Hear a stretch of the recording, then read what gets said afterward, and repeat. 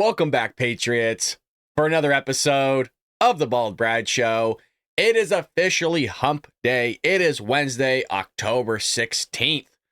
We are just about 2 weeks or so out from the election, and it is the most important election of our lifetime. I know everybody's saying it, but it is true.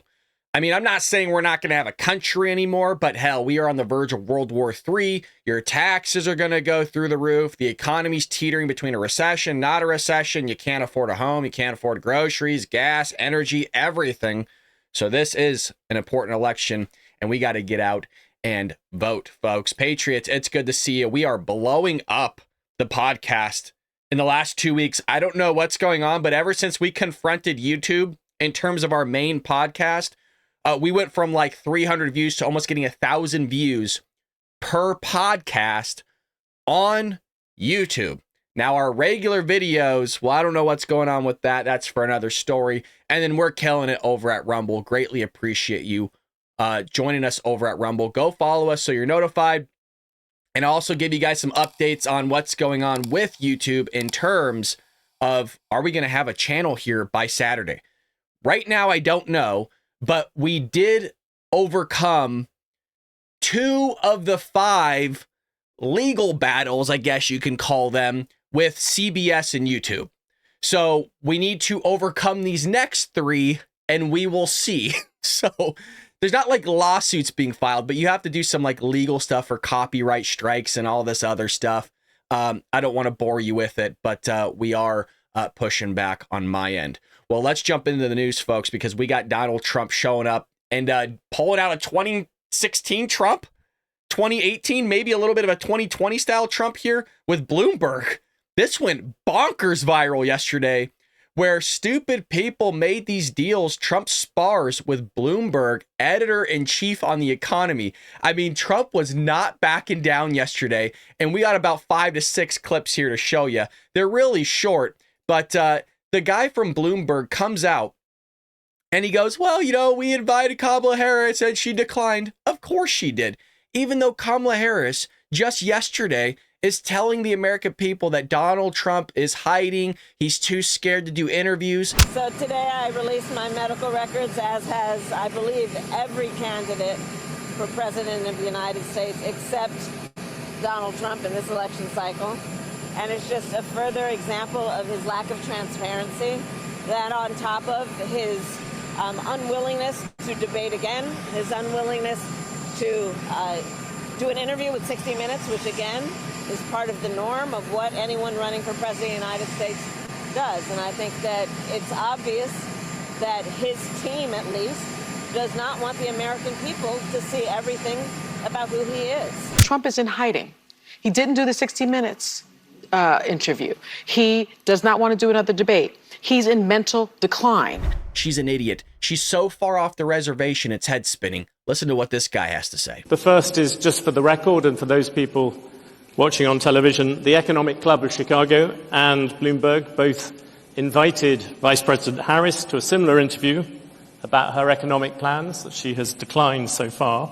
Trump is in hiding. He didn't do the 60 Minutes interview. The first is, just for the record and for those people watching on television. Well, she declined. Of course she did. Can you imagine Kamala Harris sitting there with the editor-in-chief of Bloomberg for the Economic Club and her trying to talk about her policies? Insane. Insane. I don't think so. She'd be bumbling. I was born in a middle-class family. Yeah, sure you were. Well, here's Trump talking about tariffs. There are no tariffs. Host is confused. No, there are no tariffs. Well, Trump, kind of clears it up here. Tariffs also have another side. Isn't that something that you have to acknowledge? No. You could be plunging America into the biggest trade war since Smoot-Hawley. But there are no tariffs. You're going to stop. There are tariffs already No, at the there moment. are no tariffs. All you have to do is build your plant in the United States, and you don't have any tariffs.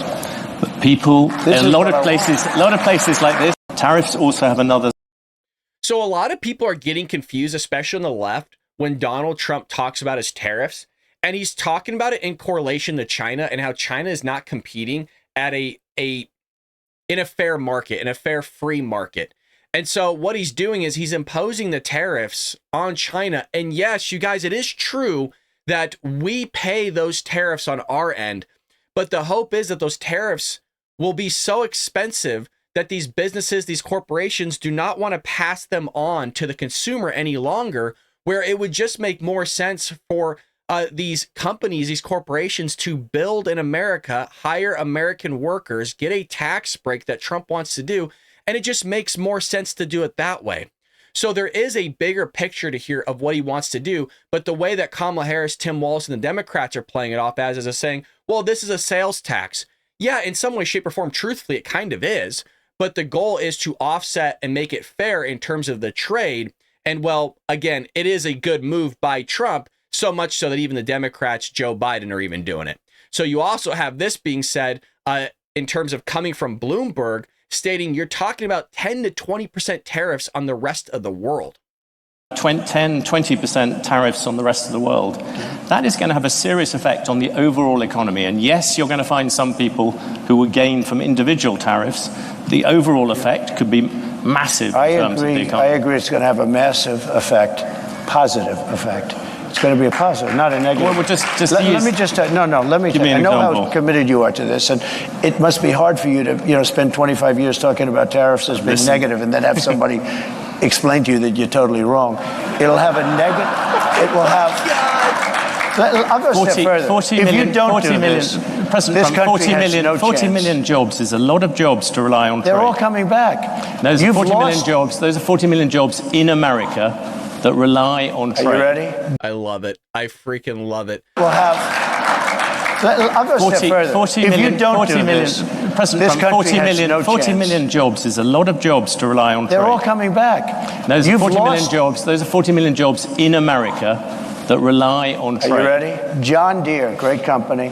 They announced about a year ago they're going to build big plants outside of the United States, right? They're going to build them in Mexico. And you threatened them with tariffs and they stopped. That's right. I said, if John Deere builds those plants, they're not selling anything into the United States. They just announced yesterday they're probably not going to build the plants, okay? I kept the jobs here. He's right. So again, there's two ways of looking at the tariffs. What Donald Trump wants to do is create a market where whether China's changing their currency or creating cheaper labor, we want to hire American workers here. And ultimately, if you impose that tariff, well, you would imagine that at some point it's going to offset itself. And I believe that it is in some way, shape, or form. And I want to mention again, you guys, the Democrats are partially right that we are paying the tariffs. And it is, in a sense, a tax that is being passed down to all of us. But at some point, it's going to be more cost effective for corporations to build here. Furthermore, President Trump says the higher the tariff, the more likely it is that the company will come into the United States and build a factory here. And he's correct. The higher the tariff, the more likely it is that the company will come into the United States and build a factory in the United States so it doesn't have to pay the tariff. He's correct. He's correct. And Democrats don't want to look at this. And by the way, a lot of Democrats want to sit there and obfuscate the exact plan that he's trying to do. And by the way, it does not always work. But it has been working in some way, shape, or form with China. Hell, it worked with the auto companies. Granted, the auto companies have to be a little bit careful because now, in a sense, we're looking at a global market to where if you sit there as a labor union and you want to negotiate the price of your labor for your union workers, then you have to be careful because some of these auto manufacturers will just go out of country and have places like China or India or Vietnam, whatever it may be, build those vehicles for a lot cheaper. And now, well, instead of you just getting a slight increase in raise, now you have just no job at all, no pension, no retirement, and you just price yourself out of the market. So this has a lot deeper ramifications than I think people want to see or talk about. But we only have an hour-long podcast, folks. So let's continue here with Mr. 45 laying down the law, baby. You have said that Taiwan should pay for U.S. protection. Yeah. I ask because this morning you just mentioned North Korea. The Chinese army, literally as we speak, are engaged in rehearsals for a full naval blockade of Taiwan. So I suppose my question to you, if China invades Taiwan, would you send American troops to defend it? Well, the reason they're doing it now is they're not going to do it afterwards, okay? So it's, so they're doing it now. They want to do it China. Look, I had a very good relationship with President Xi, and a very good relationship with Putin, and a very good relationship with Kim Jong-un, who has a nuclear force that you won't even believe. You have said that. I also want to point out that this was probably about 2 years ago there was a memo that was sent on behalf of the United States military. I believe it was a general to all his troops. And what it was being stated in the memo was we need to be ready for a potential war, a world war with China starting around 2025, because we have intelligence coming from the Chinese that's been leaked out to all of us. We've seen audio, we've seen images. We actually know their whole strategic plan down to the province of which provinces China needs to make sure that they maintain if they were to invade Taiwan, because once those provinces get shut down or obliterated, then they have no longer the supply chain that they need and ultimately be successful in taking over Taiwan. So that's how detailed this stuff is, folks. And we've covered it all about 2 years ago. Again, just look in our catalog for our videos. This memo was sent out, and it's projecting around 2025. And so Donald Trump, that's why we need somebody that's strong in there going, look, we're not going to mess around. If you want to sit there and try to take over Taiwan, then there might be some hell to pay. But because you have a weak president and a weak vice president in office, that's why you have Hamas doing what they did to Israel. That's why you have them launching rockets from Lebanon into Israel. That's why you have these terrorist attacks taking place all around the world, like you saw in Russia with that concert, but like you also would have saw during our election day with that individual that was going to have a terrorist attack here on November 5th. You have terrorists blowing up merchant vessels all around the globe, sending them to the bottom of the ocean. So the weak president that we have, along with the weak vice president, doesn't want to do anything, especially when it comes to the Iranians and other evil entities that want to wipe us off the face of the earth. Donald Trump continues here where he will stop foreign countries from taking advantage of the United States on trade. Again, he's consistently putting America first, where the Democrats want to put America second, third, fourth, fifth, et cetera, et cetera. They're taking a tremendous advantage of us, $350 billion on trade, and we're then supporting them. In other words, it's not sustainable. You can't keep doing this. You can't have that, China, all of these countries. And stupid people made these deals. I saw trade deals that were so stupid that you'd have to be, that was so bad that you'd have to be an idiot to sign them. And we signed them for years. I could tell you trade deals that I have never seen anything. I said, who would agree to this? They had to be corrupt. They had to be corrupt. To make those deals, they had to be corrupt, because there is no way a rational human being, I always say either corrupt or extremely stupid, because there's no way a rational human being would ever sign the trade deals that this country signed. And I got out of many of those deals. So he's correct.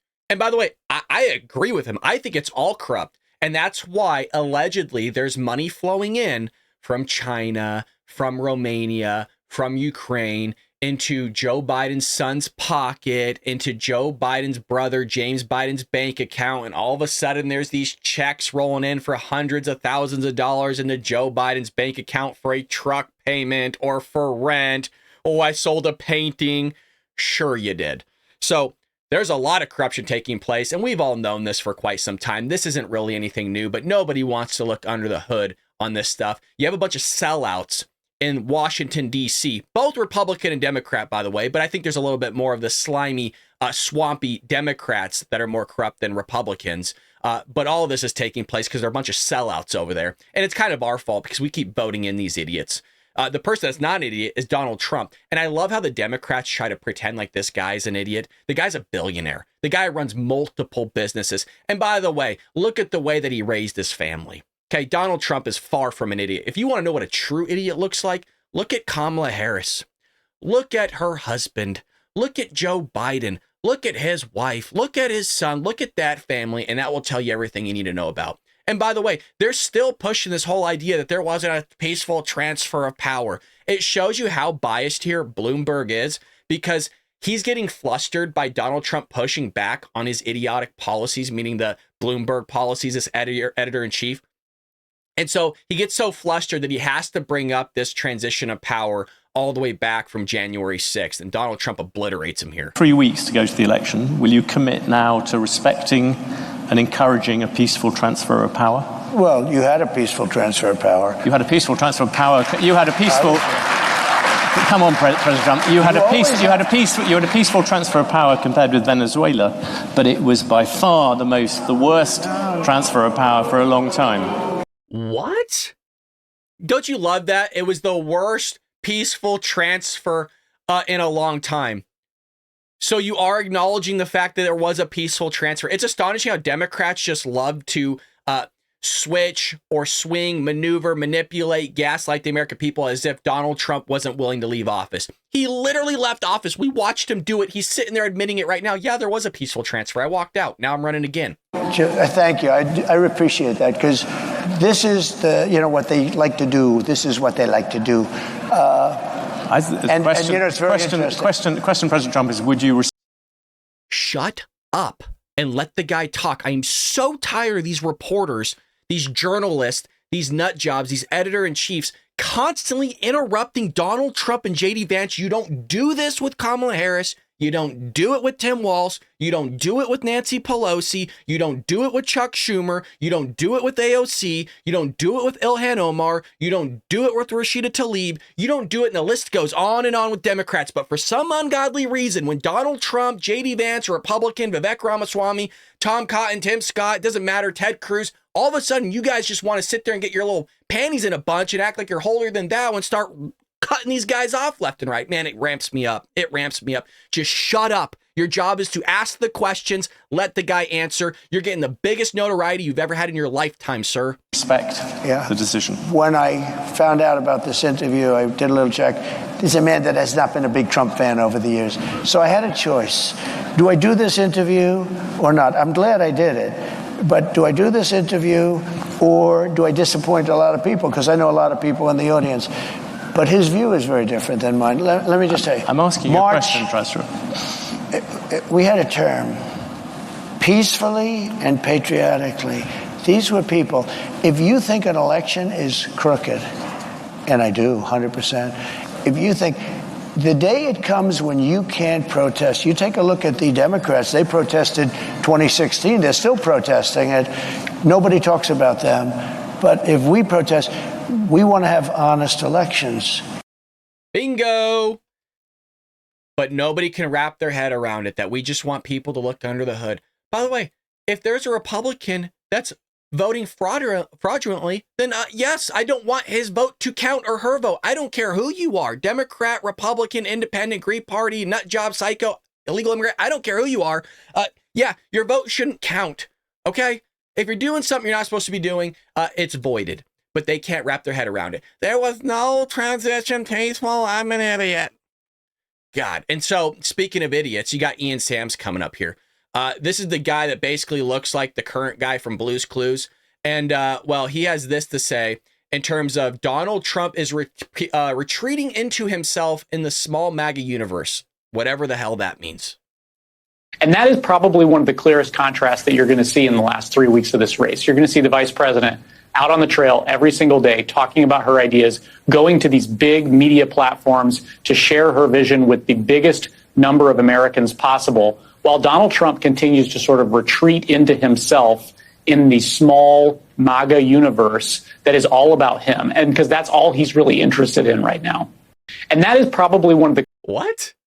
He's literally on Bloomberg, you idiot. As you are talking, they're actually running Bloomberg right now of Chicago. The same Chicago that has been ran by Democrats for decades. Mayor Lori Lightfoot, we watched her fall apart in real time and watched what the Democrat Party does to people. If you saw a before and after photo of when Mayor Lori Lightfoot, the prior mayor, before she was replaced by another lefty whack job, is when you looked at her, she looked somewhat like a human being compared to when she left. Unrecognizable. You would not be able to tell it's the same person. In the same way, when you look at Bill Clinton, when he took office, compared to Bill Clinton that we just saw yesterday, Democrats just run through their people, man. I'm telling you what, that's what evil looks like, and that's what evil will do to you. Donald Trump looks great. I mean, even Kamala Harris is looking a little ragged. Let me tell you. She's looking a little ragged. Am I not right, folks? She's looking a little rough. She's looking a little rough.